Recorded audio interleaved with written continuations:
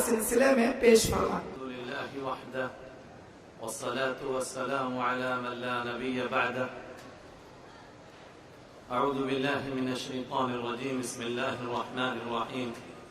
ربنا وابعث فیہم رسولا منہم یتلو علیہم آیاتک ویعلمہم الکتاب والحکمت ویزکیہم انک انت العزیز الحکیم۔ حق بات یہ ہے کہ میں جذبات کی اس کیفیت میں اپنے دل کی بات کہہ نہیں پا رہا ہوں اور اپنے آنسوؤں پر کنٹرول نہیں کر پا رہا ہوں خوشی کے مارے۔ میں نے سب سے پہلے مسابقے میں بھی شرکت کی اور آج 9ویں مسابقے میں حاضری دی۔ الحمدللہ ان مسابقات میں میں نے جو کچھ دیکھا اور اس کے نتیجے میں جو کچھ ہمارے ملک میں سامنے آیا، میں کہہ سکتا ہوں ہم اس خدمت کے لحاظ سے زمین پر تھے، ہمارے رب نے ہم کو آسمان پر پہنچا دیا۔ بہت مسابقے دیکھے تھے کرکٹ کے، بہت مسابقے دیکھے تھے دوسری واحیات کے۔ پروردگار کسی کو مرد از غیب می آید وقار می کند، کسی کو غیب کے خزانوں سے نکالتا ہے۔ نہ سہل ہمیں سمجھو پھرتا ہے فلک برسوں، تب خاک کے پردے سے کچھ انسان نکلتے ہیں۔ ان لوگوں میں سے ہمارے محترم حضرت مولانا غلام وستانوی صاحب ہیں، پروردگار نے ان کو یہ خدمت عطا فرمائی۔ میں بہت مختصر لفظوں میں عرض کرتا ہوں، قرآن پاک کسی بات کو اگر دہراتا ہے اس کا مطلب یہ ہے کہ اللہ کے نزدیک اس بات کی بہت اہمیت ہے۔ ایک مضمون ہے جو مکمل طور پر قرآن پاک میں 4 جگہ دہرایا گیا، یہی مضمون جو میں نے عرض کیا ربنا وابعث فیہم رسولا منہم، پھر یہی مضمون دوبارہ لقد من اللہ علی المؤمنین اذ بعث فیہم رسولا من انفسہم، پھر یہی مضمون تیسرے مقام پر هو الذی بعث فی الامیین رسولا منہم یتلو علیہم آیاتہ۔ آخر اس مضمون کو قرآن پاک بار بار کیوں دوہرا رہا ہے؟ اس لیے کہ منصب نبوت کے یہ 4 بڑے مناصب ہیں، یہ وہ 4 کام ہیں جو میرے اور آپ کے آقا حضرت رحمت عالم صلی اللہ علیہ وسلم کرنے کے لیے اس دنیا میں تشریف لائے۔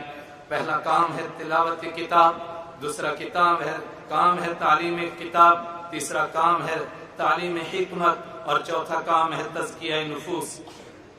اور اللہ تعالیٰ کی نعمتوں میں اللہ کی کتاب سے بڑھ کر کے کوئی نعمت نہیں ہے۔ اللہ نے اپنے پیارے نبی صلی اللہ علیہ وسلم کو کن بلندیوں سے نوازا ہے، اس کے باوجود فرماتے ہیں ما کنت ترجو ان یلقی الیک الکتاب۔ میرے حبیب صلی اللہ علیہ وسلم، قرآن جیسی نعمت آپ کو ملے اور یہ کتاب آپ کو ملے، آپ کو بھی کبھی اس کا خیال نہیں تھا۔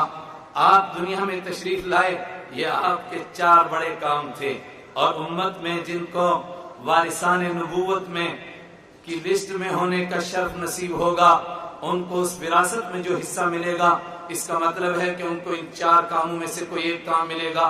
تلاوت کتاب ملے گی، تعلیم کتاب ملے گی، تعلیم حکمت ملے گی، تزکیہ نفوس ملے گا۔ اللہ نے اس ادارے سے اور رئیس جامعہ سے یہ 4 کام لیے۔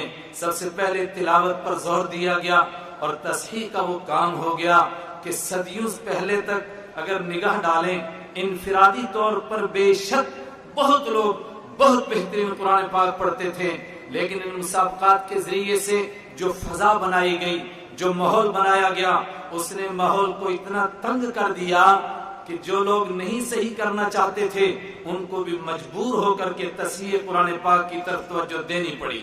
اور الحمدللہ پورے ملک کے اندر، اور میں کہہ سکتا ہوں انشاءاللہ پورے عالم کے اندر، صحت قرآن پاک اور اس طرح پڑھنے کا رتل کما کنت ترتل فی الدنیا فإن منزلک عند آخر آیت تقرأها، اس انداز سے پڑھنے کی ایک کوشش تھی جو الحمدللہ رنگ لا رہی ہے۔ جو کل ہم کہہ سکتے تھے کہ پودے تھے، آج وہ تناور درخت بن گئے ہیں۔ دوسرا مسئلہ تھا تعلیم کتاب، یعنی قرآن پاک کی تفسیر، اس قرآن پاک میں کیا ہے، الحمدللہ اس کے لیے بھی تشویق کے درجات کو کہ بہت حد تک مکمل کیا گیا اور بلندیوں کو چھویا گیا۔ میں تیسری مرتبہ حکم کی حیثیت سے اس فرا میں بیٹھا، الحمدللہ مجھے اتنی خوشی ہوئی کہ ایک بڑا طبقہ تیار ہو رہا ہے جو قرآن پاک میں تدبر کا حق ادا کرے گا، جو قرآن پاک میں غور و فکر کرنے، اس کی غواصی کرنے اور اس کو عام کرنے اور امت کے اندر قرآن کو پہنچانے کا کام کرے گا۔ اس سے ایک فضا بنے گی۔ اور تیسرا کام تھا تعلیم حکمت، اس کے لیے حدیث کا جو مسابقہ ہے وہ اسی کی فرح ہے۔